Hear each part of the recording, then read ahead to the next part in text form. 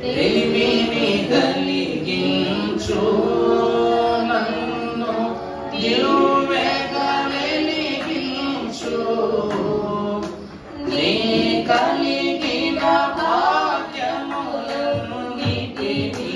నా కంటికి చూపించు నీ కలిగిన భాగ్యములన్నిటినీ నా కంటికి చూపించు. త్రియక దేవుని ఘన అంతస్తు పేరిట ఈ పావన పరిశుద్ధ ఆశీర్వాద ఆరాధన దినమున ప్రభు సముఖమున చేరిన మీ అందరకును త్రిత్వ దేవుని యొక్క కృపా సమాధాన ధన్యత భాగ్యములు సదా తోడైయుండును గాక. ఆమేన్. పరిశుద్ధ నాదుడగు ప్రభు యొక్క క్రమము చేత గత వారము ప్రియుడు జనకుడు సర్వ పాప శోధనలను పరిహారము చేయగల దేవదేవుని యొక్క ప్రియసుతుడైన దైవజనుడు ఫాదర్ ఎం దేవదాసయ్య గారి యొక్క జ్ఞాపకార్థ కూడికలో నీతి విషయమై నేర్చుకోవలసిన అనేక సంగతులను ప్రభు వాక్యము ద్వారా వెల్లడి చేసిన వారమై ఉన్నారు అని తెలియజేస్తా ఎంత గొప్ప భాగ్యము. ఈ దినమున భక్తుల వరసలో ప్రపంచమునకును వాక్యమునకును క్రొంత స్థానమే ఉన్నప్పటికీ దేవునిలో ఔన్నత్యముతో కూడిన సంగతులను అగుపరచిన ఒక మహాభక్తుని యొక్క ఇహ చరిత్రను పరలోక భాగ్యమును ధ్యానము చేసుకుందాము.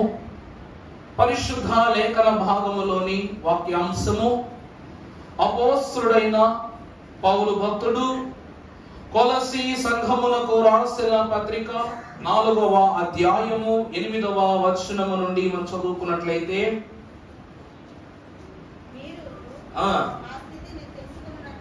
మీరు ఆ స్థితిని తెలుసుకున్నట్లు మీ హృదయములను అతనితో కూడా నమ్మకమైన ప్రియ సహోదరుడైన ఒనేసిమును ఇతడు మీ యొద్ద నుండి వచ్చిన వాడే.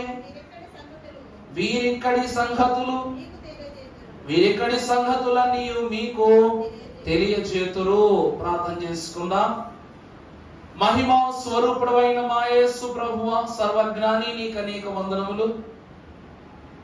సర్వ జ్ఞాన సంపన్నులైన మీరు ఈ సమయమున నీ వాక్య జ్ఞాన సంపత్తితో మమ్మల్ని నింపుటకు నీ పరిశుద్ధ వాక్య భాగ్యము యొద్దకు మమ్మల్ని నడిపించిన స్వామి నీకే వందనములు.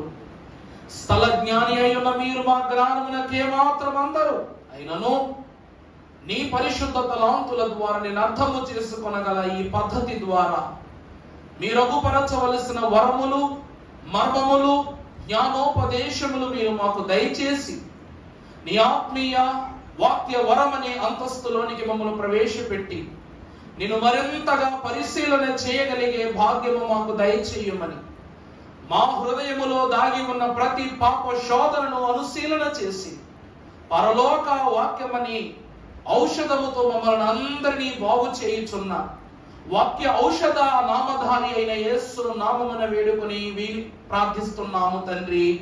ఆమేన్.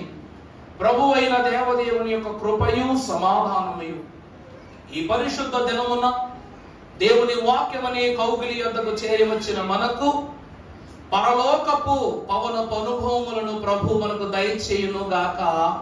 ఆమేన్.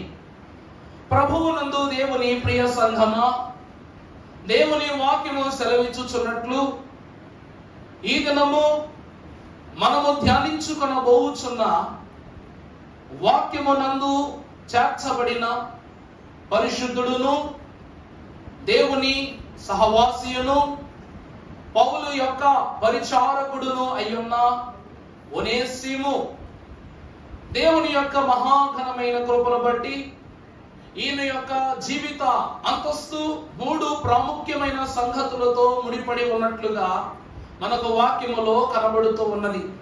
ఒకసారి మీరు ఆల్బర్ మీద ఉన్న స్క్రీన్ చూసినట్లయితే అంశము ఒకసారి చదవండి గట్టిగా. అందరూ ఒనేసిము నేరము, భారము, స్థైర్యము లేక ధైర్యము. ఒనేసిముకు 3 ప్రధానమైనటువంటి పరిస్థితులు తన జీవితములో చోటు చేసుకున్నమాట. మొదటిది నేరము, రెండవది భారము, మూడవది స్థైర్యము. ప్రభునందు ప్రియమిత్రులారా, ఈ పరిశుద్ధ పత్రికలో ఆశీర్వాద సాంగత్యముతో కూడుకున్న కొన్ని సంగతులు కేవలము పౌలు భక్తుడు రాసిన వారుగా కనిపిస్తున్నారు. ఈ ఒనేసిము చరిత్రను మీరు చూసినట్లయితే ఇతడు కొలస్సీ ప్రాంతవాసుడు. ఏ ప్రాంతం అండి? కొలస్సీ ప్రాంతవాసుడు. ఈ కొలస్సీ ప్రాంతవాసుడైనటువంటి ఈ ఒనేసిము మహాభక్తుడు ఫిలేమోను అనేటువంటి ఒక గొప్ప ధనికుడు లేక గొప్ప గృహము కలవ యజమానుని ఇంట్లో ఇతడు బానిసగా పనిచేసేవాడంట. నా మాట అర్థమవుతుందా అండి? ఇతడు ఎలా పనిచేసేవాడంట? బానిసగా, దాసుడుగా కాదు, బానిసగా పనిచేసేవాడంట.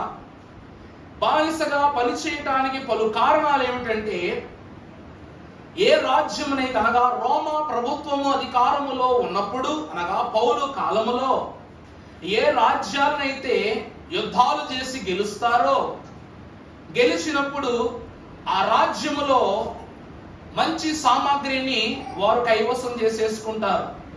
ఆ రాజ్యములో పేరొందినటువంటి ప్రతి ప్రాముఖ్యమైన వస్తువును, స్థలాలను, భవనాలను వాళ్ళు ఏం చేసుకుంటారు?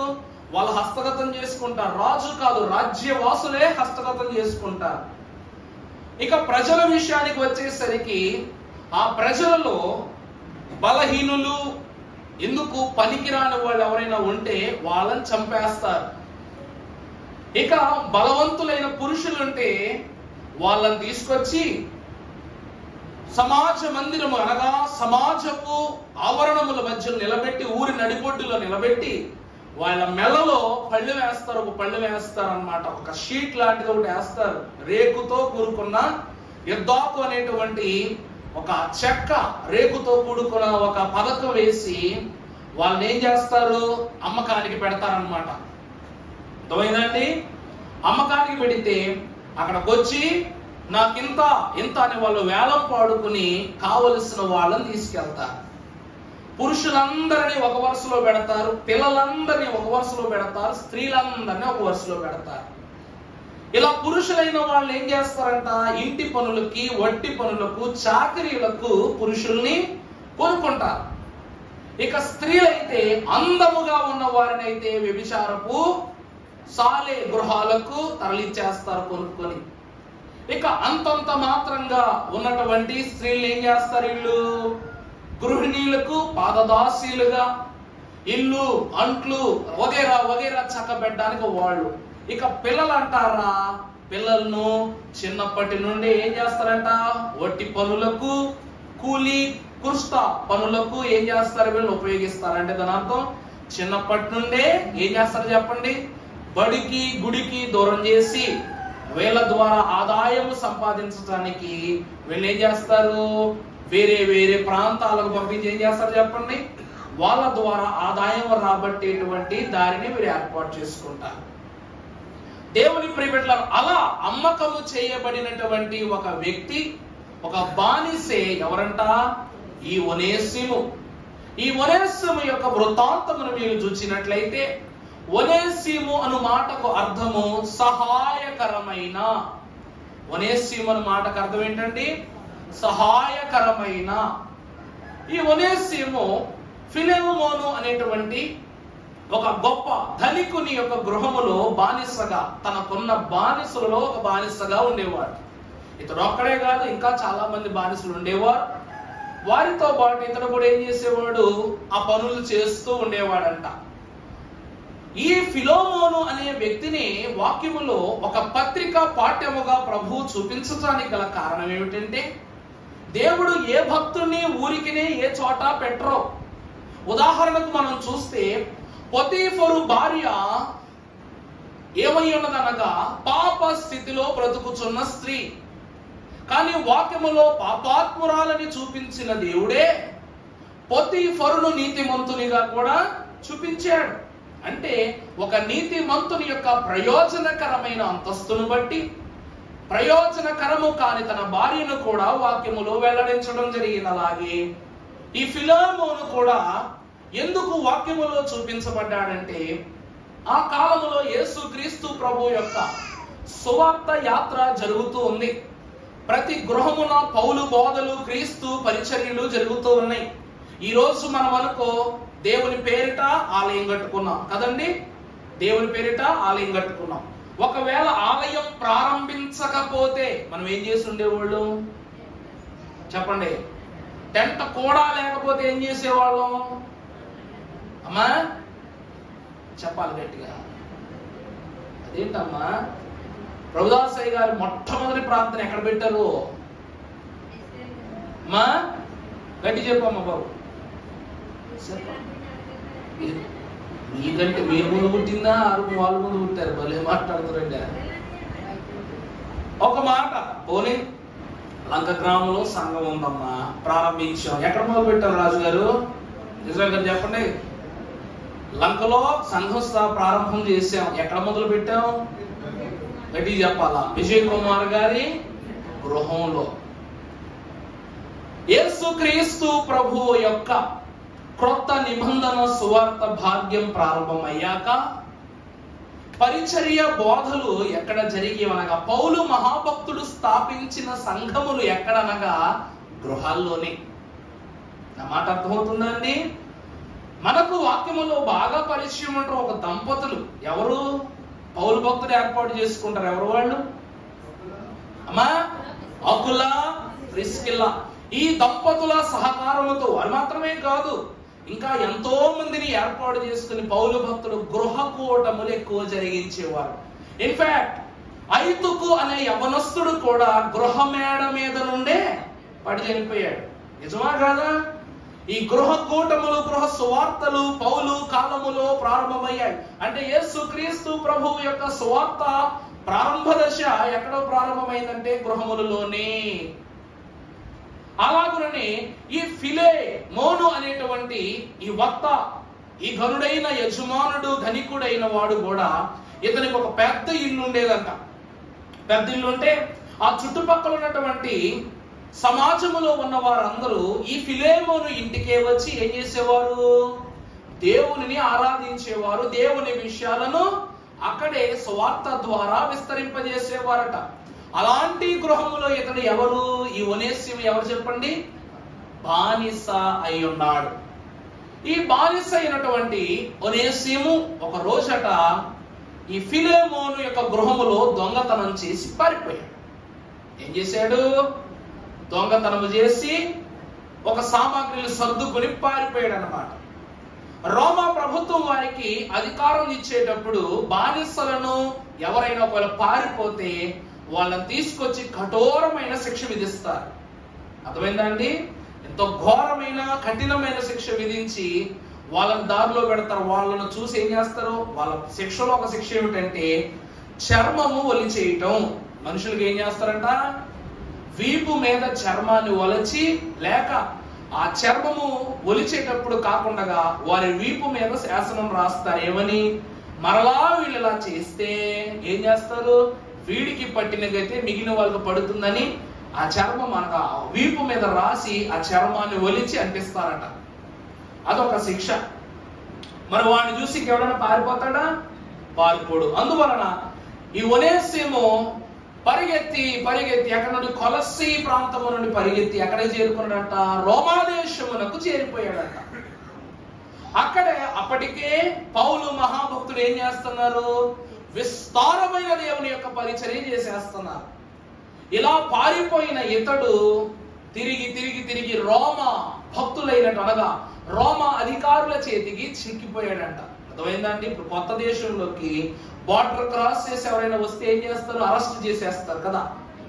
పర్మిషన్ లేకుండా పరిధి దాటి వేరే దేశంలోకి ఎంటర్ అయితే ఏం చేస్తారు? వాళ్ళ వెంటనే అరెస్ట్ చేస్తారు. అలాగే రోమా దేశంలోనికి అధికారం అనగా ఇది పర్మిషన్ లేకుండా ఎంటర్ అవ్వడం వలన ఇతను తీసుకుని వెళ్ళి రోమా ప్రభుత్వం యొక్క ఖైదుశాలలో పడేశారు, జైల్లో పడేశారు. ఎవరిని? ఒనేసిమును పడేశారు. అప్పుడు ఇతని తోటి ఖైదీ ఎవరు అనగా అపోస్తలుడైన పౌలు. ఎవరంట ఈ తోటి ఖైదీ? పౌలు భక్తుడు.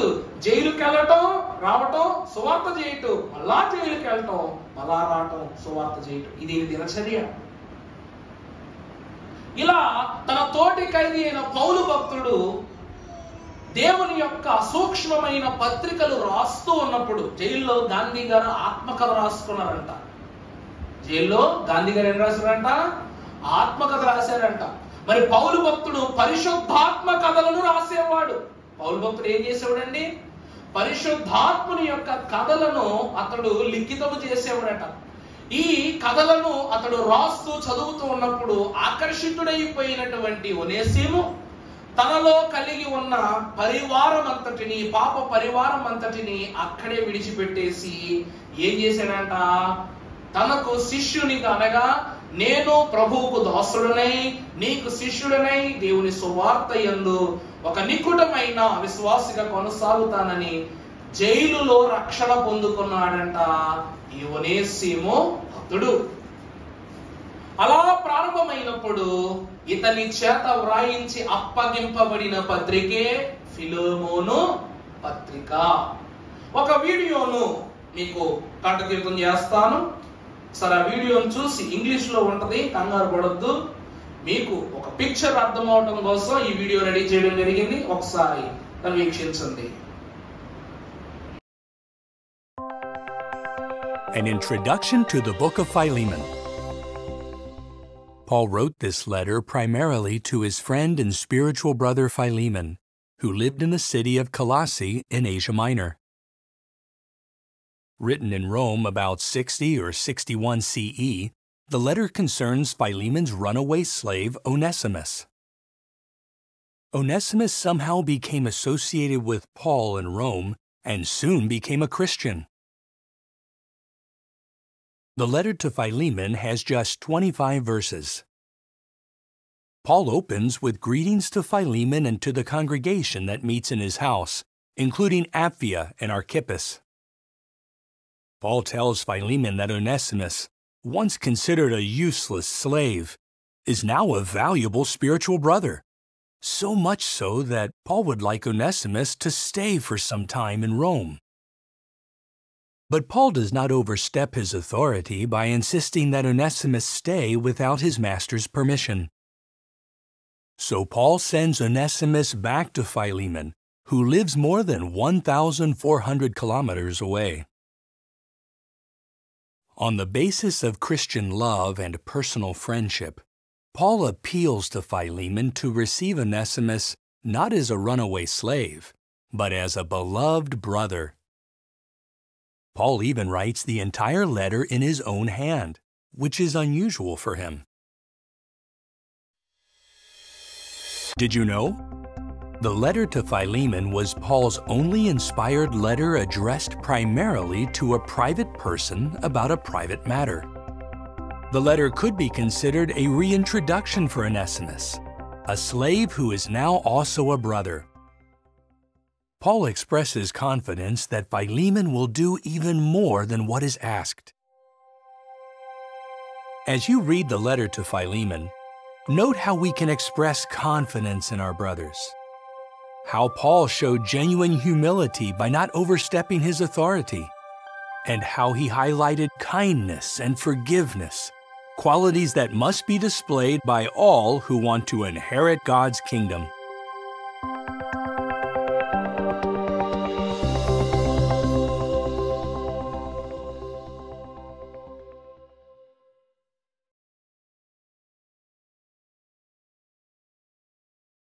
సంతోషము. ఈ వీడియో వృత్తాంతం ఏంటంటే ఇప్పుడు చెప్పిన కథే. ఫిలెమోను అనే భక్తుడు ఎంట ఉన్న ఒనేసిము దొంగతనం చేసి, చూసారుగా మూట పట్టుకున్నాడు బొమ్మలో, దొంగతనం చేసి కొలస్సి నుండి రోమ్ అంటే 1400 కిలోమీటర్లు. కొలస్సి నుండి రోమ్కు ఎంత దూరం? 1400 కిలోమీటర్ల దూరం ప్రయాణం చేసి పారిపోయాడు.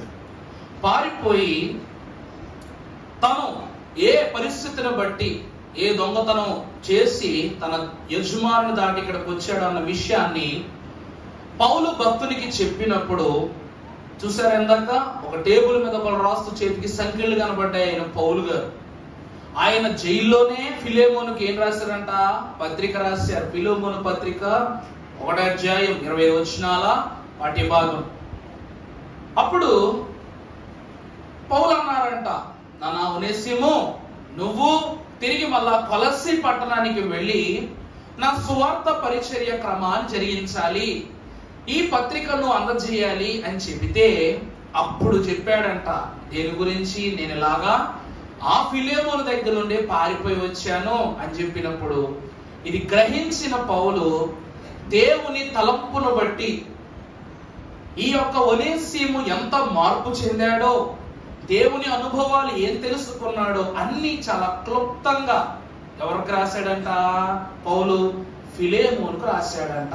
ఆఖరిలో చూస్తే దేవుని రాజ్య విషయములను ఈ ఫిలేమోనుకు అర్థమైన రీతిగా ఒనేసిము యొక్క మార్గము దేవునిలో స్థిరపరచబడినదని వాక్య పుస్తకము ద్వారా వ్రాయబడింది. అందుకే ఫిలేమోను అనేటువంటిది ఒక భక్తునికి, పౌలు భక్తుడు మారిన భక్తునికి రాసిన పత్రిక. అర్థమైందండి? మారిన భక్తుని గూర్చి రాసిన పత్రిక. ఏ పత్రిక? తన పేరులోనే ఉంది, సహాయకరమైన. ఒనేసిము అంటే ఏంటండి? సహాయకరమైన. ఇప్పుడు 7 ప్రధాన అంశములను బట్టి ఈ భక్తుడైనటువంటి ఒనేసిము దేవునిలోనికి ప్రవేశించాడంట. మొదటిది ఏమిటి అనగా, అంశాలు చూసినట్లయితే పరిశుద్ధ గ్రంథములో నుండి 7 ఆశీర్వాదములు ఈ ఒనేసిము జీవితాన్ని ప్రభు పేరిట స్థిరపరుస్తూ ఉన్నవి. ఏమిటనగా, మొదటిది ఇతడు రక్షింపబడిన వాడు. రెండవదిగా ఇతడు దేవునికి ఏమై ఉన్నాడు? ఆత్మీయ కుమారుడు, లేక పౌలుకు ఆత్మీయ కుమారుడు. ఇక మూడవది ప్రయోజకుడు. నాలుగవది ప్రేమను పొందినవాడు. ఐదవది ఆత్మీయ సహోదరుడు. ఆరవది పరిచారకుడు. ఏడవది నమ్మకమైన దాసుడు. ప్రభునందు దేవుని ప్రియబిడ్డలారా, ప్రతి భక్తుని చరిత్ర వెనకాల ఒక విశ్వాస సహితమైన అంతస్తు ఉంటుందట. కానీ ఎంత భక్తుడైనా గతములో శోధన లేకుండా, పాపము లేకుండా ఎవరుండరు. అర్థమైందండి? ఏలియా మహాభక్తుని చరిత్ర ఎక్కడ ప్రారంభమవుద్ది? గ్రామములో ప్రారంభమై సరాసరిగా యెజబెలు ఎదుట అతడు నిలబడి సవాలు విసరటమే కనబడుద్ది. కానీ ఏలియా ఫలానా గ్రామములో ఫలానా వ్యక్తికి ఫలానా దంపతులకు జన్మించిన ఎక్కడ రాస్తుందా? లేదు. యాకోబు పత్రిక చివరి అధ్యాయంలో ఏమిటది? ఏలియా మన స్వభావము గల మనుష్యుడే అని రాస్తుంటది. మన స్వభావము గల మనుష్యుడని ఎందుకు రాశారు చెప్పనా? మానవ స్వభావము పాపము గనుక. నా మాటలు అర్థమవుతున్నాయా మీకు? మన స్వభావం అని రాశారు తప్ప మనం ఏలియా స్వభావం అని రాయలా. ఏలియా ఎవరి స్వభావం గల మనుష్యుడంట? మన స్వభావం అంటే ఆయన కూడా మన జాబితాలో ఉన్నవాడే. ఆ గతము కూడా ఎలా ఉందంట? లోకానుసారముగా ఉండవచ్చు, పాపము చేసి ఉండవచ్చు, ఎవరైనా చంపండొచ్చు, చంపకపోయిండొచ్చు, దోపిడీ చేసి ఉండొచ్చు, చేయకపోయిండదు, ఏదైనా ఉండొచ్చు. కానీ చూపు ద్వారా, మాట ద్వారా, క్రియ ద్వారా, దీని ద్వారా అయినా పాపము జరగక మనదు. అలాగా ఏలియా భక్తుని యొక్క చరిత్రను, గత చరిత్రను ఒక స్వభావము గల మనుష్యుడనే మాటతో విపులీకృతం చేశాడు యాకోబు భక్తుడు. అలాగునని ఈ ఒనేసిము చరిత్రలో మొదటిగా చూసినట్లయితే ఇతడు ఎవరు అనగా, తొలి లక్షణము రక్షింపబడిన వాడు. మొదటిగా మనం చూస్తే ఫిలేమోను పత్రిక 1వ అధ్యాయం అనగా 10వ వచనం ఒకసారి చదివినట్లయితే, క్రీస్తునందు నాకు బహుధైర్యము కలిగి ఉన్నను. ఇప్పుడు క్రీస్తు యేసు ఖైదీనై ఉన్న పౌలును. 10వ వచనమేనా? చదువు. ఇప్పుడు క్రీస్తు యేసు ఖైదీనై ఉన్న పౌలును నేను ప్రేమను బట్టి వేడుకొనుట మరి మంచిదనుకొని నా బంధకములలో నేను కనిన నా కుమారుడగు ఒనేసిము కోసము నా బంధకములలో నేను కనిన నా కుమారుడగు ఒనేసిము కోసము నిన్ను ప్రభునందు దేవుని ప్రియబిడ్డలారా, తినే స్వయంగా పౌలు అంటున్నాడు, ఫిలేమోనుకు చెప్తున్నాడు అన్నమాట దేవుని పేరిట. ఇది నా సాక్ష్యం కాదు ఫిలేమోను, నా స్వహస్తాలతో రాస్తున్న పత్రికే కానీ ఈ మాటలు నావి కాదు, ఈ తలాంతులు నావి కాదు, ఈ దర్శన భాగ్యపు వాక్కులు నావి కాదు. ఇవి ఎవరివి? దేవుని ప్రసవ వేదన ప్రార్థన అనుభవములో నుండి కలిన నా కుమారుడగు ఒనేసిము కోసరము నిన్నేం చేస్తున్నా? వేడుకొనుచున్నా. మొదటిగా ఫిలేమోను యొక్క పత్రిక పాఠములో ఒనేసిము పౌలు బోధ ద్వారా, దేవుని ప్రభావము ద్వారా ఎంత మారాడు అయ్యా అంటే, నా బంధకములలో నేను కనిన నా కుమారుడు. మీకు అర్థమవుతుందన్నమాట. ప్రసవ వేదన పడకుండగా బిడ్డ పుట్టడం అర్థమవుతుందా అండి? ప్రసవ వేదన ప్రార్థన లేకుండా ఫలితం కూడా ఉండదు. దైవజనులు అన్న మాట ఇది గమనించారా? ప్రసవ వేదన ప్రార్థన చేయు వాలిమ్ము తండ్రి, నిసుపైన విజ్ఞాపన చేయు నేర్పు ప్రసాదించుము తండ్రి అన్నారు. ప్రసవ వేదన పడకుండగా ప్రసవము జరగదు. ఆ రీతిగానే దేవుడు ఏమంటూ ఉన్నారు అనగా, ఈ ఫిలేమోను గురించి పౌలు అంటున్నాడు, నా బంధకములో నేను కనిన నా కుమారుడు. అంటే జైలులో నా బంధకం అనగా అతడు ఎక్కడున్నాడు? కారాగారములో ఉన్నాడు. అక్కడ ప్రార్థన విజ్ఞాపనలో నాకు దేవుడు అనుగ్రహించిన కుమారుడు ఎవరు? ఒనేసిము. అనగా ఇతడు పాప స్థితి నుండి దేవుని విజ్ఞాపన ధన్యతల ద్వారా ఏం పొందుకున్నాడంట? రక్షణ. అర్థమైందని అందుకే దైవజనులు ఏమంటున్నారు, భక్తులు ఏమంటారు? ఒకడు నీటి ద్వారా కూడా ఏం చేయాలంట? పుట్టాలంట. దాన్ని ఏమంటారు? బాప్తిస్మం అంట మన భాషలో. అర్థమైందా? తల్లి గర్భము ద్వారా జనించినది ఇహలోక జననము. మరలా ఒక మనిషి నీటి ద్వారా జన్మిస్తేనే పరలోకములో క్రీస్తు ద్వారా వారు ఏమవుతారంట? ఆయుక్తము చేయబడతారట. ఇతడు భక్తుడును సర్వాధికారి. మీకు బాప్తిస్మం అక్కడే అయిందని చెప్పాను కదా. అక్కడ నీళ్లు లేవు అయ్య గారు, అక్కడ నీళ్లు లేవు, ఏమీ లేవు. మరి బాప్తిస్మం ఎలా అయిపోయిందంటే, విశ్వాసి యొక్క కన్నీళ్లతో కడుగబడుటే ఏమై ఉన్నది? బాప్తిస్మము. చెప్పాను కదా, యేసుక్రీస్తు ప్రభువారు ఒలీవ కొండ మీదకు వెళ్ళి శిష్యులను గురించి రోజు ఏం చేసేవారు? వేదన పడుతూనే ఉండేవారు, కన్నీరు కారుస్తూ. ఆ కన్నీటిలో నుండి చేర్చబడిన ముత్యాలే, కడుగబడిన ముత్యాలే ఈ అపోస్తులు. క్రీస్తు యొక్క హృదయ వేదన జలములు అనగా నిత్య జీవ జలములో శుద్ధి చేయబడిన ఆత్మీయ కుమారులు ఎవరనగా అపోస్తులలాగే పౌలు యొక్క బంధకములలో చేసిన విజ్ఞాపనలో స్పర్శించబడి పునీతుడై బయటకు వచ్చిన మహాభక్తుడు ఒనేసిము అని దేవుని పేరు తెలియజేస్తున్నాను. ఒక మాట మీరు చూస్తే హెబ్రీ పత్రిక 2వ అధ్యాయం 3వ వచనమును మీరు ఒకసారి చూసినట్లయితే, ఇంత గొప్ప రక్షణను మనము నిర్లక్ష్యము చేసిన ఎడల ఎలాగు తప్పించుకుందుము? అట్టి రక్షణ ప్రభువు బోధించుట చేత ఆరంభమై దేవుడు తన చిత్తానుసారముగా సూచక క్రియల చేతను మహత్కార్యముల చేతను నానా విధములైన అద్భుతముల చేతను వివిధములైన పరిశుద్ధాత్మ వరములను అనుగ్రహించుట చేతను వారితో కూడా సాక్ష్యమిచ్చుచుండగా వినిన వారి చేత మనకు దృఢపరచబడెను. చాలండి దేవుని ప్రియమిత్రులారా, ఒక మనిషి మారే పరిస్థితి వస్తే అది దేని ద్వారా అంటే యేసుక్రీస్తు ప్రభు వారి యొక్క రక్షణ ద్వారానే. అంతే కదమ్మా. మొదటి మాట మళ్ళా చదువు, ప్రారంభం.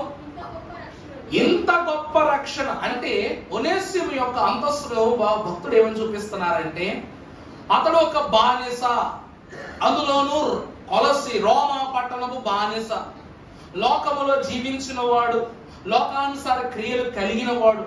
అలాంటి వ్యక్తి ఉన్న ఫలముగా దేవుని గురించి తెలుసుకొనుట, దేవుని గ్రహించుట, దేవుని స్వీకరించుట అనేవి చాలా కొద్ది కాలంలోనే జరిగిపోయినాయి అంట. జరిగిపోయినప్పుడు భక్తుడు ఏమని రాస్తున్నారు, ఇంత గొప్ప రక్షణ ఏమిటంట, నిర్లక్ష్యము చేసిన ఎడల.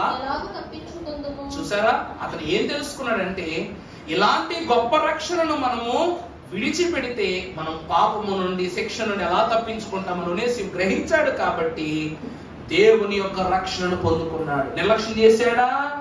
నిర్లక్ష్యం చేయకుండా ఆ రక్షణను తీసుకున్నాడంట. అలాగున విశ్వాసిని పౌలు భక్తుడు తన ప్రార్థన, విజ్ఞాపన, కన్నీటి సాక్ష్యముతో కడిగి పునీతుని చేసి తన కుమారునిగా మార్చుకున్నాడు. అది భక్తుడు తన మాటలో తెలియజేశాడు. మరలా తర్వాత మనం చూస్తే, మొదటిది రక్షింపబడిన వాడు, రెండవదిగా ఆత్మీయ కుమారుడు. ఒకసారి చూస్తే అదే వచ్చి చదువు 1:10.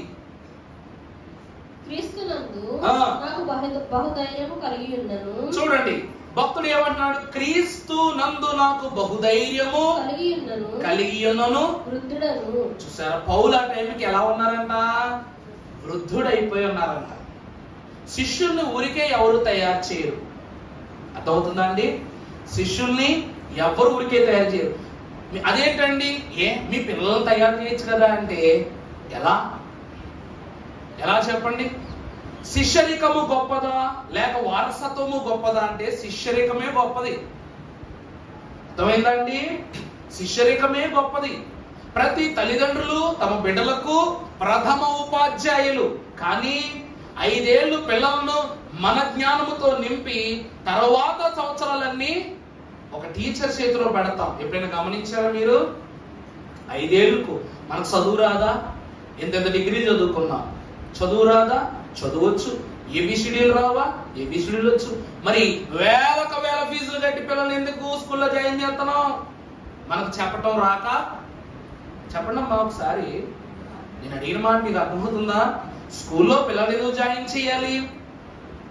ఇంజనీరింగ్ చదువుకున్నా నా కొడుకు నేను ఇంజనీరింగ్ నేర్పించుకుని సరిపోతుందిగా. ఎందుకు? డిగ్రీ పట్టా కోసమా? ఏమండి, డిగ్రీ పట్టా కోసమా?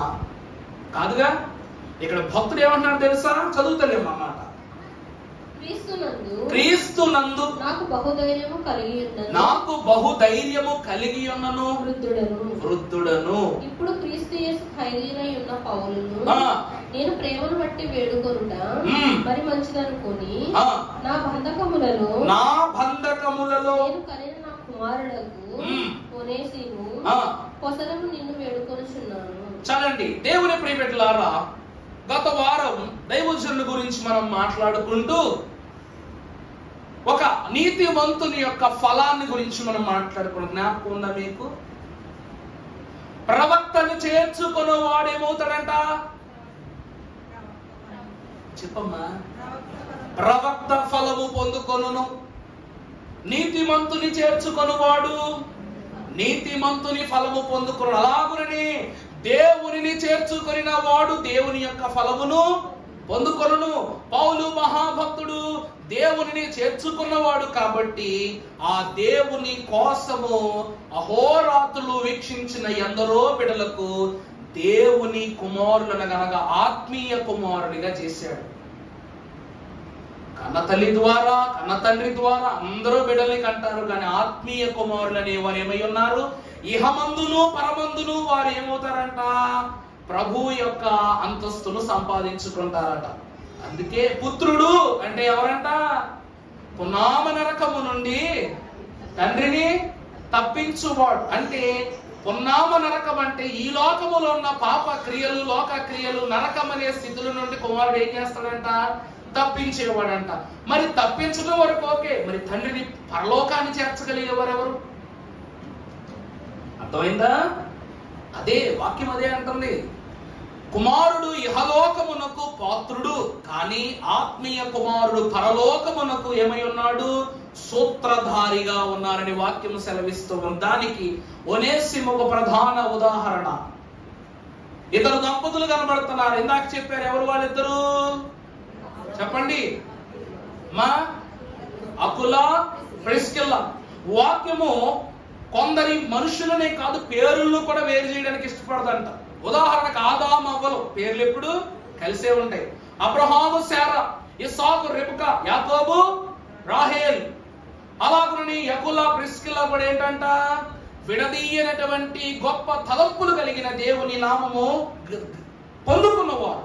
ఈ మాట నేను ఎందుకు సెలవిస్తూ ఉన్నానంటే, పౌలు దగ్గర ఒనేసిము నేర్చుకున్నటువంటి విధానం ఏమిటంటే ఆత్మీయ వరములను సంపాదించుకునే విద్య.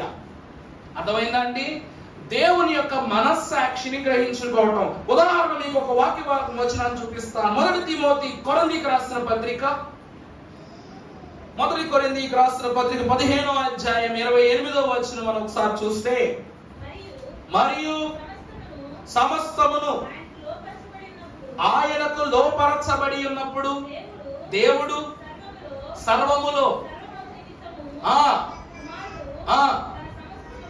కుమారుడు తన సమస్తమును లోపరచిన. చాలండి. ప్రభువునందు దేవుని ప్రియబిడ్డలారా, ఆత్మీయ కుమారుడు అనగా ఎవరనగా లోబడువాడు. ఇప్పుడు ఆదాము దేవుని స్వరూపం. నా మాట గమనిస్తున్నారా? బాగా గ్రహించండి. ఆదాము ఎవరంట? దేవుని పోలిక, స్వరూపం. దేవుని పోలిక చొప్పున నరుని నిర్మించెను. మరి అతడు యేసుక్రీస్తు ప్రభు అంత గొప్పవాడు ఎందుకు కాలేకపోయాడు? నా మాట అర్థమవుతుందా? ఆలకిస్తున్నారా మీరు? ఆదాము గారు దేవుని స్వరూపం, కానీ యేసుక్రీస్తు ప్రభువు తండ్రి యొక్క ఆత్మీయత రూపమును ధరించుకుని వచ్చారు. అందుకే నువ్వు పరిశుద్ధాత్మ వలన గర్భము ధరిస్తావనే మాట మనకు వాక్యంలో కనబడింది. అలాగనే పౌలుకు వంశమున్నను, తరాలు ఉన్నను, తదితరులు ఉన్నప్పటికీ తను ప్రాంతమునకు ఒక ఆత్మీయ కుమారుని తయారు చేసి ఏం చేసేవాడంట? ఆ బాధ్యతను వాళ్ళ చేతిలో పెట్టి వెళ్ళిపోయాడు. అలాగనే ఫిలెమోను, కొలస్సీ ప్రాంతములకు ఒనేసిము మహాభక్తుడు ఏమై ఉన్నారు అనగా ఆత్మీయ సువార్తికుడు, పౌలుకు ఆత్మీయ కుమారునిగా పనిచేశాడు. అనగా యేసుక్రీస్తు ప్రభువు ఆత్మీయ కుమారుడు. అందుకే శారీరకముగా ఆదాము గారు ప్రభువుకు కుమారుడైనా ఒక మాట కూడా నా కుమారుడా అని కూడా పిలవరు ప్రభు. ఆదాము గారిని ప్రారంభ ఆది కాండంలో నా కుమారుడా ఆదామా, నా కుమార్తె అవ్వ అని పిలిచారు. ఎక్కడైనా ఓ ఆదామా ఎక్కడ ఉన్నావు, ఓ అవ్వమ్మా ఎక్కడ ఉన్నావు. కానీ ప్రభువు జన్మించగానే ఇతడు సర్వోన్నతుని కుమారుడు అనబడును ప్రవచనం ఉంది. అర్థమవుతుందా? యెషయా భక్తుడు రాశాడు, ఏలయనగా మనకు శిశువు పుట్టెను, మనకు కుమారుడు అనుగ్రహింపబడిన అతని భుజముల మీద రాజ్యభారం ఉండును అనే మాట ప్రవచనం నెరవేర్పులోకి వచ్చేసరికి మరియమ్మ గారికి ఇదిగో నువ్వు పరిశుద్ధాత్మ ద్వారా గర్భం ధరిస్తావు, అతడు సర్వోన్నతుని కుమారుడు అనబడతాడని. ఇక బాప్తిస్మం పొందుకున్నప్పుడు ఇతడు నా ప్రియ కుమారుడు, ఇతని యందు నేను. చూసారా? ఆత్మీయ కుమారుని నిత్యము దేవుడు పిలుస్తూనే ఉంటాడంట ఆ పేరు పెట్టి. అర్థమైందా అండి? కుమారులే రే నాన్న ఇట్రా అంటాం. అదే శిష్యుని ఎలా పిలుస్తాం? ఒరే గిరి అంటావా? ఒరే గిరి అంటామా శిష్యుల్ని? అలా అన్నావు. ఎందుకంటే లోబడిన వాడు కనుక నువ్వెంత గౌరవమో, నువ్వు ఆయన ద్వారా ఎంత గౌరవింపబడుతున్నావు అంతే గౌరవాన్ని నీ శిష్యునికి కూడా నువ్వు ఇస్తావు. కారణం ఏమిటంటే ప్రియులారా, వారు ఆత్మను పంచుకున్నవారు కనుక అందులో సిద్ధహస్తుడు యువనేసి అసహాయకరమైన అంటే దేవుని పనిలో ఇతడు ఏమై ఉన్నాడు? ఆత్మీయంగా సహకారి అయి ఉన్నాడు. ఇది రెండో లక్షణం. మూడవదిగా మీరు చూసినట్లయితే ప్రయోజకుడు. ఒనేసిము ఎవరంట? ప్రయోజకుడు. వాక్యంలో చూద్దాం. పరిశుద్ధ గ్రంథము ఫిలెమోను పత్రిక 11వ వచనం మనం చూస్తే అతడు నిష్ప్రయోజనమైన వాడే. చూడు పత్రికలో సరాసరిగా పౌలు ఫిలెమోనుకి ఏమని రాస్తున్నాడు? మునుపు నీకు అతడు ఎవరు? నిష్ప్రయోజకుడు. కారణం ఏమిటంటే బానిసని ఎవరేం చేయరు? గౌరవించరు. కనీసం ముఖం కూడా చూడరు. కర్మ చూడండి. బానిస అంటే నీ ముఖం కూడా వారికి గుర్తుండదు, అంత హీన స్థితి. బానిసలైనటువంటి వారి యజమానుడు వస్తే తలదించుకోవాలి. అట్లా యజమానంట తలదించుకున్న బానిసను కనీసము కనురెప్ప కూడా పక్కకు తిప్పి చూడరంట. నిష్ప్రయోజనమైన విషయాలు మనం పట్టించుకుంటామా? పట్టించుకోలాగే బానిసలు కూడా ఏం చేయరు? పట్టించుకోరు. అలాగే పైగా ఒక బోనస్ పాయింట్ లాగా ఈ ఒనేసిము దొంగతనం కూడా చేశాడు కాబట్టి పౌలు ఏమంటున్నాడు, మునుపటి దినములలో అతను నీకేమై ఉన్నాడు, నిష్ప్రయోజకుడై ఉన్నాడు, కానీ ఇప్పుడు నీకును నాకును ప్రయోజనకరమైన వాడాయి. అంటే నీకును నాకును అంటే దాని అర్థం ఏంటి? అప్పుడు నీకు ప్రయోజనం లేదు, నాకు ప్రయోజనం లేదు. ఎప్పుడైతే ఇతడు స్వీకృతము దేవునిలోనికి వచ్చాడో ఇప్పుడు నీకు నాకు ప్రయోజనకరం ఏంటంటే నీ కుటుంబానికి దేవుని యొక్క సువార్త విస్తరింపజేయుటకు, ఇక సరైన దారి మారిన వారిని దారిలో పెట్టుటకు, అలాగే ఈ కొలసి ప్రాంతములో నా బాధ్యతను తీసుకుని దేవుని పరిచర్య చేయుటకు నీకు నాకు ఇతడు ఏమై ఉన్నాడు, ప్రయోజనకరమైన కుమారుడై ఉన్నాడు. మూడవ లక్షణము ప్రయోజనకరము. 4వది చూద్దాం, చదువు 15వ వచనం చదువు. అతనికి మీదట దాసునిగా ఉండక దాసుని కంటే ఎక్కువ వాడుగాను ప్రియ సహోదరుడుగాను విశేషముగా నాకును శరీర విషయములను ప్రభు విషయమును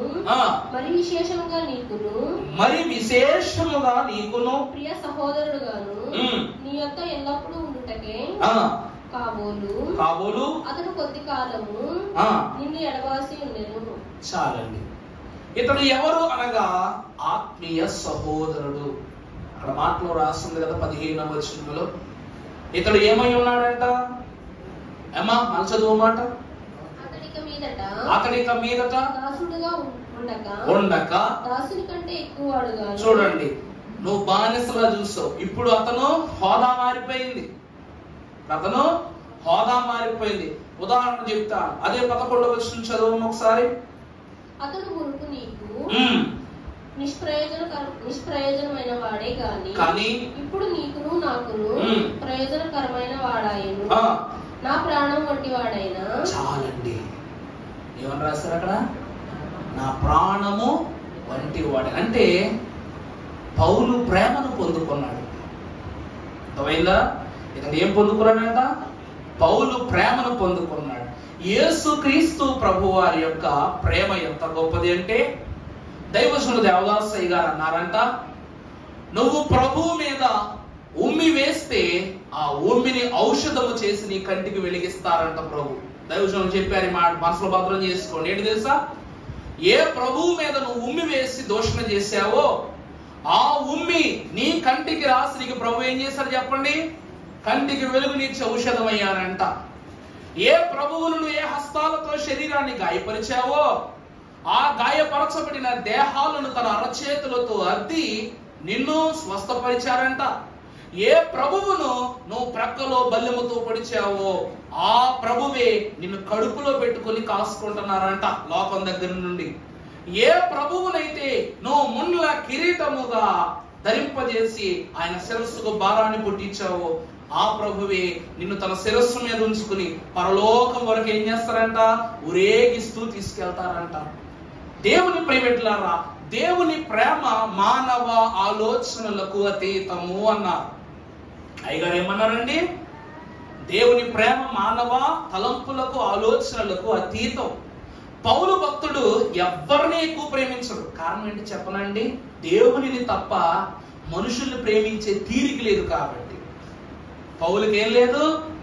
దేవునిని తప్ప మనుషుల ప్రేమను పొందుకునే తీరిక లేదు. కానీ ఒనేసిమును గురించి తనే స్వయంగా చెప్తున్నాడు. మాట చెబుతుంది, చదువుతుంది. అతడిక మీదట ఉండక దాసుని కంటే ఎక్కువ వాడుగాను ప్రియ సహోదరుడుగాను విశేషముగా నాకును శరీర విషయమును ప్రభు విషయమును మరి విశేషముగా నీకును ప్రియ సహోదరుడుగాను నీ యొక్క ఎల్లప్పుడూ ఉండుటకే కాబోలు కొంతకాలం నిన్ను ఎడబాసి ఉండేను. చూసారా? ఇదేమని చెప్తున్నాడు తెలుసా? ఒకవేళ ఈ ఒనేసిమే నీ ఇంట దొంగతనం చేయకపోతే, నీ ఇంటకు బానిసగా రాకపోతే, ఇంతకాలము నా యొద్ద దేవుని సంగతులను తెలుసుకోలేకపోతే దేవునికి ఆత్మీయ కుమారుడు అయ్యేవాడా? మీ ప్రాంతమునకు సువార్తికుడు దొరికేవాడా? దేవుని విషయాలను మరింత ప్రత్యేకంగా బోధించగలిగే ఒక యాజకుడు లేక వక్త మీకు దొరికేవాడా? ఈ కొద్ది కాలంలో ఇతను ఎంత మారాడు అన్న విషయాన్ని ప్రియమైన కుమారునిగా రాసినట్లు ప్రేమించిన వాడు, దేవుని యొక్క ప్రేమను పొందుకున్నవాడు ఈ ఒనేసిము అటువంటి వాడు గ్రహించు అని చెప్తున్నాడంట ఫిలేమోనుకు. 4వది ప్రేమ పొందుకున్నవాడు. 5వది ఏం చెప్పండి? ఆత్మీయ సహోదరుడు. ఇప్పటి వరకు నువ్వు దాసుడు కూడా కాదు, బానిస అస్సలే కాదు. ఇప్పుడు అంతస్తు పెరిగింది కాబట్టి ఇక్కడ ఎవరు మీకు ఇప్పుడు? నువ్వు ఏ మనుషులు తలెత్తి చూడలేదో, ఏ మనుషునైతే నువ్వు మనిషిలా లెక్కించలేదో ఆ మనుష్యుడే ఈ దినమున మనుష్య కుమారుని యొక్క అంతస్తులకు మిమ్మల్ని నడిపించేవాడు అని తెలియజేస్తాడు. ఇతను ఎవరు మీకు? ఆత్మీయ సహోదరుడు. 5 లక్షణాలు. 6వది చూసినట్లయితే ఇక్కడ ఎవరు? పరిచారకుడు. వచనం చూద్దాం. 17వ వచనం చదువమ్మా. నా ప్రాణము వంటి వాడైనా అతనిని నీ యొద్దకు తిరిగి పంపియున్నాను. నేను సువార్త కొరకు బంధకములలో ఉండగా నీకు ప్రతిగా అతడు నాకు పరిచారము చేయ నిమిత్తము నా యొద్ద అతన్ని నుంచుకొనవలెనని ఇంటిని గాని నీ ఉపకారము బలవంతం చేతనైనట్టు కాక స్వేచ్ఛాపూర్వకమైనదిగా ఉండాలనని నీ సమ్మతి లేక ఏమీ చేయుటకు నాకు ఇష్టము లేదు. చాలండి. ప్రభునందు దేవుని ప్రియమిత్రులారా, ఇక్కడ పరిచర్యకు కూడా పర్మిషన్ అడుగుతున్నాడు. ఈ రోజు మనకు ఎక్కడ పడితే అక్కడ సువార్తలు జరుగుతున్నాయి, వ్యతిరేకతలు ఉన్నాయి. కానీ దైవ ధ్యానముతో అనగా దేవుని యొక్క తలంపుతో దేవుని అడుగుతున్నాడంటే, నీకు కొన్ని ఆంక్షలు ఉంటాయి. ఫిలేమోను ఒనేసిము గురించి నీకు ఒక ఆలోచన ఉంటుంది. ఎందుకంటే నా ఇంట్లో దొంగతనం చేసినోడు మళ్ళీ నా ఇంటికే పంపడం ఏంటి? నువ్వు ఏ మనిషిని నేను బానిసగా చూసాను ఆ మనిషిని నాకు యాచకుని చేసి పంపించడం ఏంటి? అసలు నేను ఒప్పుకోనంటే ఒప్పుకోను అని అంటారా ఉండరా? ఆ తలంపు ఉంది. ఇలా నువ్వు అనుకుంటావేమోనని ముందే పత్రికలు ఏం చేస్తున్నాడు? రాసి ఆ విషయములన్నీ సంగ్రహితముగా నిక్షిప్తం చేసి రాశాడు. ఈ రోజు దేవుని ప్రియబిడ్డలారా, ఒక మాట గమనించండి.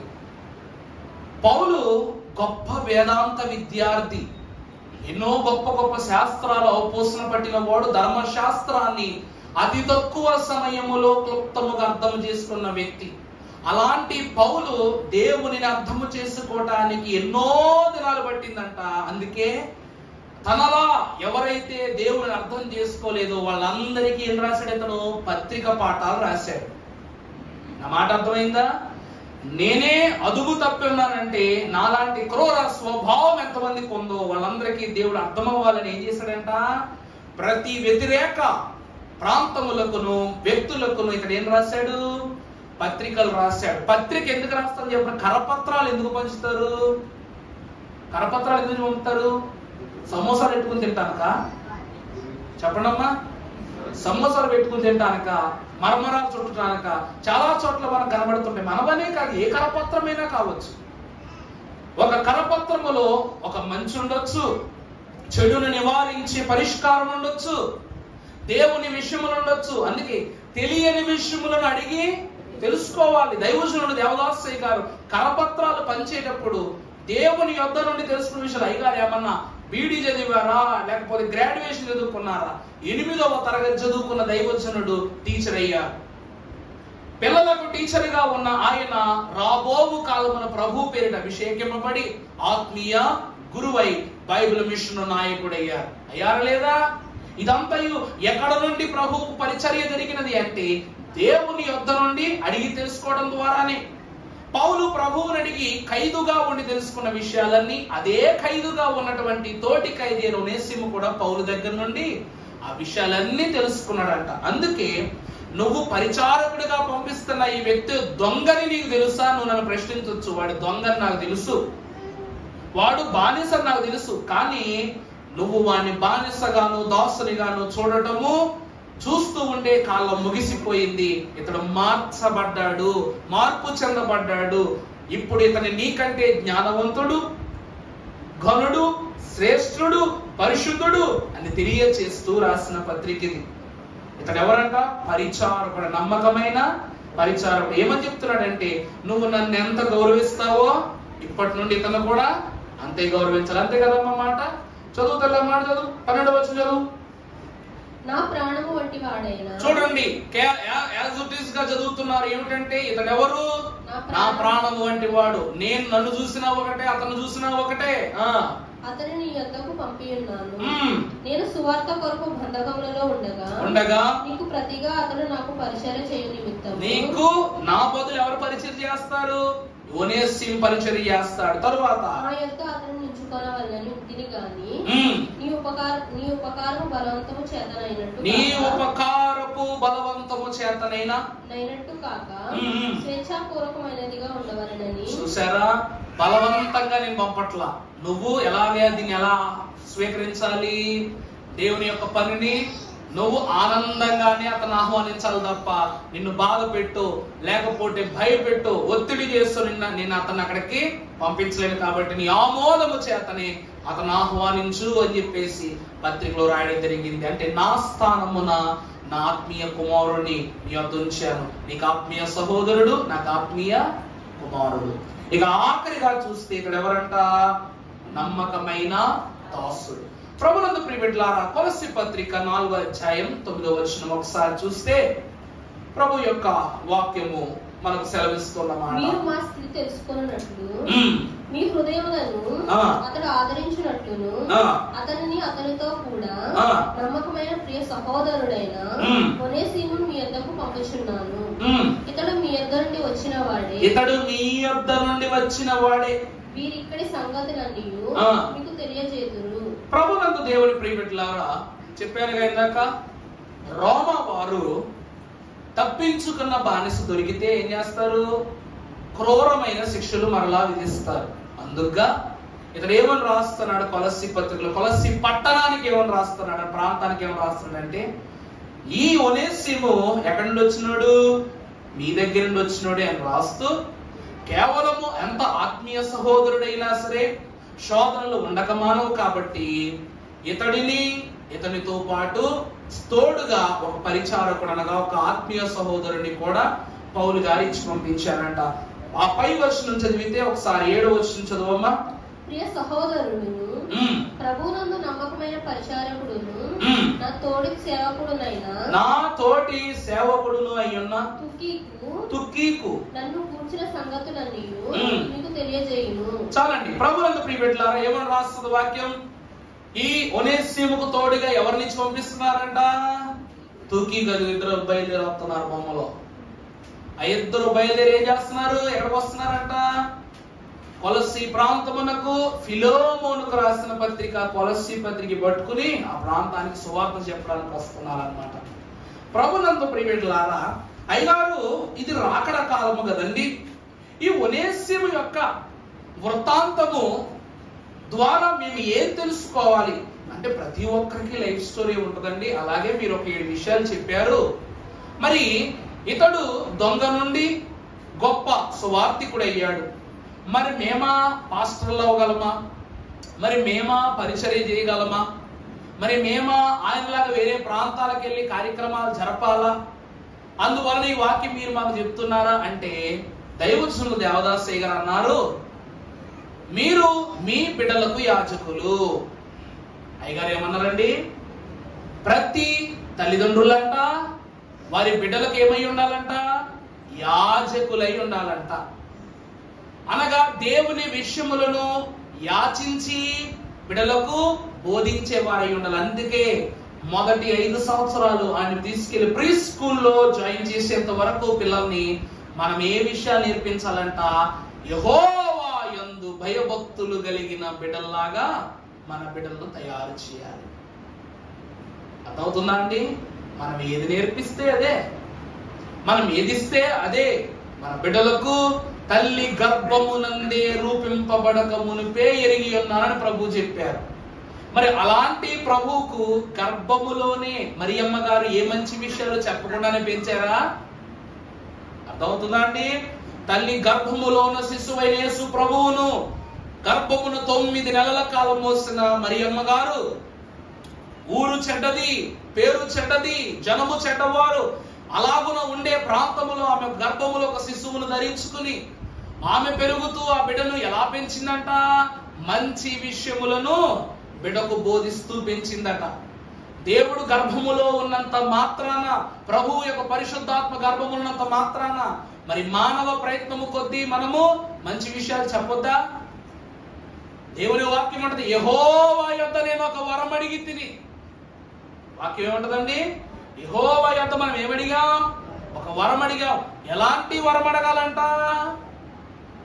ఎలాంటి వరం అడగాలంటే దేవుని యొద్ద నుండి పరిశుద్ధముగాను, దేవుని ప్రభావముతోనూ, ఆత్మానుసారముగా జీవించగలిగే ధన్యత నాకు అనుగ్రహించుము. అందుకే భక్తుడైన అబ్రహాము గారికి దేవుడు అప్పుడే చెప్పారు, అబ్రహాము సంతానాన్ని ఇస్తాను కదా అని చంకల బాదుకోబాక, నీకు ఆకాశ నక్షత్రమంతా గొప్పగాను ఇసుక రేణువులంతా విస్తారముగాను సంతానాన్ని ఇస్తాను. దాని అర్థం వెలిగేవారు ఆకాశ నక్షత్రాలు, రాలిపోయేవారు ఇసుక రేణువులు. అర్థమైందా? ఇస్తే మంచోడిని ఇవ్వాలి, చెడ్డోడిని ఇవ్వాలి. మంచి చెడు కలిపి ఇవ్వకూడదుగా. మరి ప్రభు ఆకాశం ఎంత గొప్పోళ్ళైనా ఇవ్వాలి, ఇసుక రేణువులు అంత విస్తారంగా ఇవ్వాలి. మరి ఇశ్రాయేలీలో వెలిగిన వారు కన్నా నలిగిన వారే ఎక్కువ ఉన్నారు. ఇసుక రేణువులు ఎక్కువ, ఆకాశ నక్షత్రాలు ఎక్కువ. ఇసుక రేణువులే ఎక్కువ. గుప్పుడు ఇసుక తీసుకుంటే దీన్ని అలా లెక్కెట్టావురా అనుకుంటాం. మరి ఆకాశం సుక్కలైతే పడుకుని నిద్ర వచ్చేదాకా లెక్కెడతాం. దేవుడు వరం ఇచ్చేటప్పుడు కూడా కొన్ని ఆంక్షలు, విధానాలు చెప్పే వరం ఇస్తారు. అది గ్రహించలేకపోతే మనము దేవుని విశ్వాసములో ఇంకా అల్పులము, బలహీనులమే. దేవుని ప్రియబిడ్డలారా, సువార్తికుడు, పరిచారకుడైనటువంటి ఒనేసిము దేవుని పరిచర్యకు సహాయకరమైన హస్తంగా పౌలు యొద్ద నుండి పంపించబడ్డాడు. అతని పేరు పౌలు బోధ ద్వారా సార్థకమైంది. కొలస్సీ ప్రాంతమునకు, కొలస్సీ వాసుడైన ఫిలెమోను అనే భక్తులకు 2 పత్రికలు, కొలస్సీ పత్రిక, ఫిలెమోను పత్రిక, 2 పత్రికలకు మూలముగా పౌలు స్థానమున చేర్చబడిన వాడు ఒనేసిము. అందుకే ప్రియబిడ్డలారా, మన బిడ్డలకు చెప్పు సంగతులు ఎలా ఉండాలి అంటే, అంశములు చెప్పినట్టు ఎలా ఉండాలి? రక్షింపబడిన వారుగా మన బిడ్డలను పెంచాలి. రెండవది ఆత్మీయ కుమారులుగా పెంచాలి. మూడవది ప్రయోజకులుగా పెంచాలి. అర్థమైందా అండి? ఏదో వెనకడికి సామెత ఉంటది కదా, ఏంటది? పొదిగిన గుడ్డు ఏమైనప్పుడు, పిల్లైనప్పుడు, ఎదిగిన కొడుకు, చెప్పండమ్మా, ప్రయోజకుడైనప్పుడు తండ్రికి ఆనందం అంట. మన బిడ్డలు మనం ఎలా చేయాలట? ప్రయోజకులు చేయాలి, పరలోక ప్రయోజకులు చేయాలి. 4వది ప్రేమ పొందిన వారు. ఇటు నీ ప్రేమ, అటు దేవుని ప్రేమ కూడా పొందిన వారై ఉండాలి. 5వది ఆత్మీయ సహోదరులు, అనగా నువ్వు ఎవరితో స్నేహం చేసినా నీ ఆత్మీయత కనపరచబడాలి. మంచి సహోదరు, యేసుక్రీస్తు ప్రభు మనకి ఏ సహోదరుడు? ఆత్మీయ సహోదరుడు. దైవజనులు ఫాదర్ ఎం దేవదాసయ్య గారికి మనకి బ్లడ్ రిలేషన్ ఉందా? ఆయన మనకెవరు? ఆత్మీయ సహోదరులే. ఈరోజు సహోదర ప్రేమ అంత గొప్పగా కనపరచబడుతుంది. 4వది పరిచారకులు. చిన్నవారు, పెద్దవారు, దూరపు వారు, దగ్గరపు వారు కాదు, ప్రతి ఒక్కరూ దేవుని పని ఏం చేయాలి? అయ్యా ఆడొద్దు, కాసేపు తగులుతాయి పిల్లలకి. 6వది ఏంటి చెప్పండి? పరిచారకులు, అనగా దేవుని పరిచర్యకు ప్రతి ఒక్కరూ సహకరించాలి. 7వది నమ్మకమైన దాసుడు. బలా నమ్మకమైన దాసుడా. 7 సాక్ష్యములు ఒనేసిము పౌలు యొద్ద నుండి పొందినట్లు మనమందరము దేవుని యొద్ద నుండి పొందుకునే ధన్యత త్రిత్వ దేవుడు మనందరికీ అనుగ్రహించును గాక. ఆమేన్. పరిశుద్ధుడా, నీ స్తోత్రములు. ఈ క్రొత్త మాటలు మీరేమాలో ఫలింప చేయండి తండ్రి. జనకులు, బైబిల్ మిషన్ స్థాపకులు, విస్తారవంతమైన ప్రార్థన గవిలో మమ్మల్ని పోషించిన జనకులు, అయ్యున నీ దాసుడు తండ్రి ఏ రీతిగా ప్రభువా నీ యొద్ద నుండి తెలియని విషయములను తెలుసుకొని ఎంతో జ్ఞాన విధేయతతో మాకు అనుగ్రహించాడు. అట్టి రీతిగా దొంగ వాడైనప్పటికీ నీ ప్రభువా తనలో ఉన్న మాలిన్యమును కడుగుకొనుటకు భక్తుడైన పౌలు యొక్క చెంతను చేరి నీ పరలోక స్వాస్థ్యమును కోరి తండ్రి ఎన్నో గొప్ప సంగతులను తండ్రి అడిగి తెలుసుకున్న ఒనేసిమును ప్రభువా పరలోక సహాయకునిగా మార్చి, పరిచర్య సహాయకునిగా మార్చి కొలస్సీ ప్రాంతమును వర్ధిల్లజేసిన మీరే మమ్ములను, మా బిడ్డలను ఆ రీతిగా ప్రభువా నీ పరలోకపు పని కొరకు ప్రయోజకులనుగా, పరిచారకులనుగా మార్చుకుని నీతిమంతుడు పొందుకున్న నమ్మకమైన సాక్ష్యమును, నమ్మకమైన దాస్యత్వమును మాకు అనుగ్రహించమని నీ దీనదాసులమైన మాకు ధరణియందు పరమునందు ఏక మహిమాంతస్తును కలుగైంప చేయు యేసు క్రీస్తు ప్రభువారి పరిచర్య పరిశుద్ధ ఆశీర్వాద ధన్యత నామమున వినయముతో వేడుకొని ప్రార్థిస్తున్నాము తండ్రి, ఆమేన్. ప్రభు దీవించి ఆశీర్వదించి ఆయన మహిమ ప్రభావముతో మనం నింపి నడిపించును గాక. ఆమేన్. అందరికీ మరణాత మరణాత.